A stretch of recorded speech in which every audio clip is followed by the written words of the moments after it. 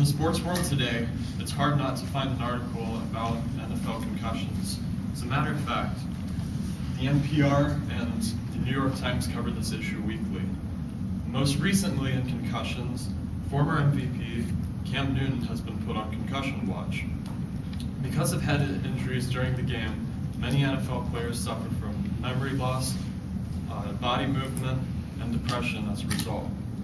Based on this big conversation and the talked about topic, I've done more research, and I plan on showing you examples of players and diseases involved with the memory loss and body movement and depression. So first, let's look at memory loss. Many players get TBIs, which are traumatic brain injuries. This is when an object penetrates the brain and stops it from moving.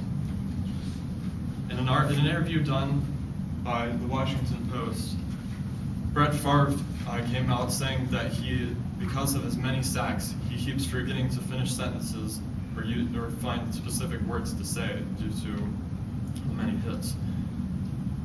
The traumatic brain injury location of where the hit occurs matters a lot. According to Marcia Clement of the CQ researcher, the main place is right in the frontal lobe of the brain. Now that we've looked at memory loss, let's take a look at body movement problems. ALS is the biggest disease when it comes to body movement problems. ALS is a muscle weakening disease that eventually makes it so that you can't move very well. According to the National Institute of Occupational Safety and Health, NFL players have 4 times the risk for ALS death than a regular person. Many careers have been ruined by ALS. Al Toon of the New York Jets suffered 9 concussions during his play, which ruined his career and made him sit out for the rest of his life as he could not move very well afterwards. Another example is Scott Gleason, who after playing had ALS and lost function in his muscles, speaking, walking, and eventually his breath.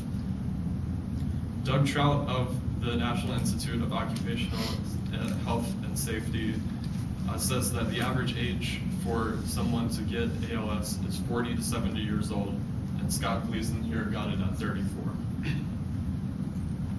Now let's look at our final one, CTE, which causes depression. CTE is a dementia that has resulted in suicides and depressions. It stands for chronic traumatic encephalopathy. In 2012, Junior Seau Jr. was a player who had CTE, and he took his own life with a gunshot to the chest. Because of the many cases of CTE, NFL has had many personal attacks and cases where they've been sued. And it's happened in this guy's case too. His family sued after this happened. This year in March, the Senior Vice President of Health for the NFL came out and said that there is a link between CTE and NFL injuries.